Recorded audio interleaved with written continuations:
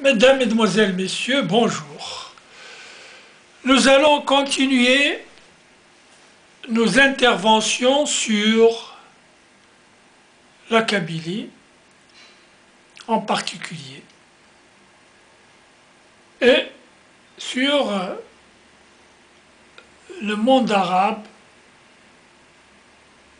en général. La question qui nous intéresse en premier lieu aujourd'hui, c'est le devenir de la Kabylie au sein de l'Algérie. Pourquoi cette question? Parce que tout simplement, dans les courants politiques qui émergent dans l'actualité, il y a ceux qui se prononcent purement et simplement pour l'indépendance de la Kabylie, il y a ceux qui prônent l'autonomie, et enfin il y a ceux qui sont pour la centralisation avec comme objectif inavoué l'assimilation de la Kabylie en matière linguistique, c'est-à-dire l'arabisation de la Kabylie, avec comme conséquence bien sûr la disparition progressive de la langue kabyle. C'est une conséquence. Voilà donc des courants contradictoires qui s'opposent, qui s'affrontent et qui ajoutent au chaos économique et social de l'Algérie et de la Kabylie en particulier, parce que c'est le point chaud. C'est la cheville ouvrière des mouvements. Dès lors, on se pose la question sur certaines interventions de personnes non habilitées et qui n'ont aucune spécialité dans le domaine. En guise de diagnostic et de proposition pour organiser la société, ces individus versent dans la polémique, la démagogie et la propagande. C'est l'exemple de certains enseignants arabisants de la Kabylie, issus de la région, qui s'évertuent à démontrer que le tamazight puise ses origines dans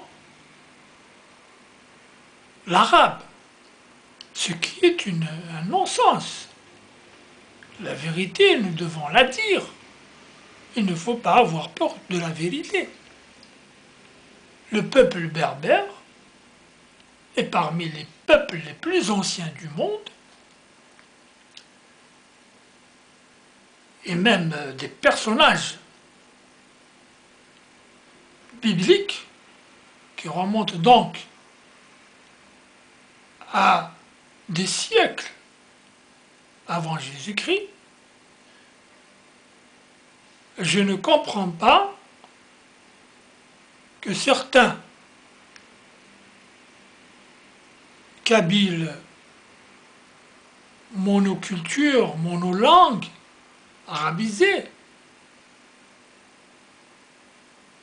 s'évertuent à trouver une relation quelconque entre la langue arabe et la langue tamazight avant le XIe siècle.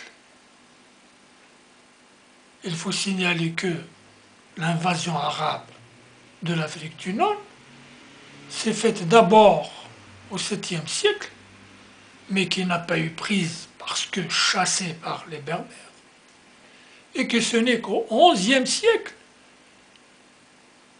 que l'influence arabe, grâce à l'islam, je dirais l'influence de l'islam, pas de l'arabe, XIe siècle donc, que les peuples d'Afrique du Nord se sont islamisés. Ils ont embrassé l'islam. Ce n'est pas pour autant que la Russie, la Chine, la Turquie, le Pakistan, qui sont adeptes de l'islam, la Russie en partie, la Chine en partie, que ces peuples-là doivent être assimilés au peuple arabe. Je n'ai rien aucune animosité, aucun racisme vis-à-vis des autres peuples.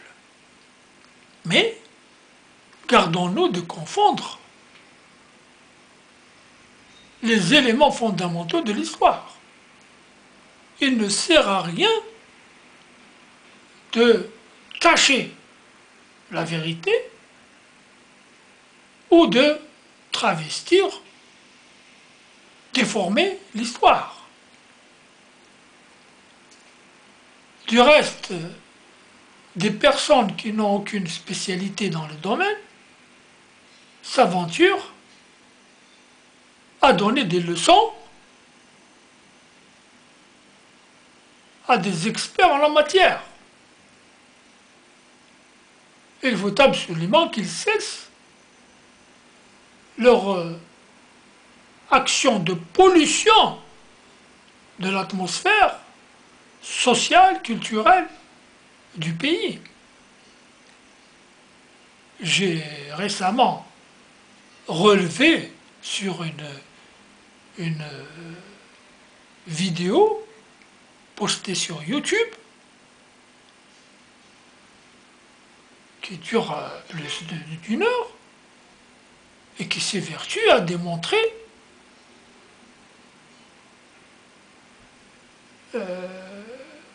que le tamazight a pour origine la langue arabe. C'est tout à fait ridicule. Je ne comprends pas ces attitudes et dans quel but elles sont affichées. Il ne faut pas aussi commettre le crime de confondre la langue avec le colonisateur. Le colonisateur n'a pas fait de distinction entre les Algériens selon leur religion ou leur langue. La répression a sévi aussi bien sur les peuples, les citoyens, je veux dire,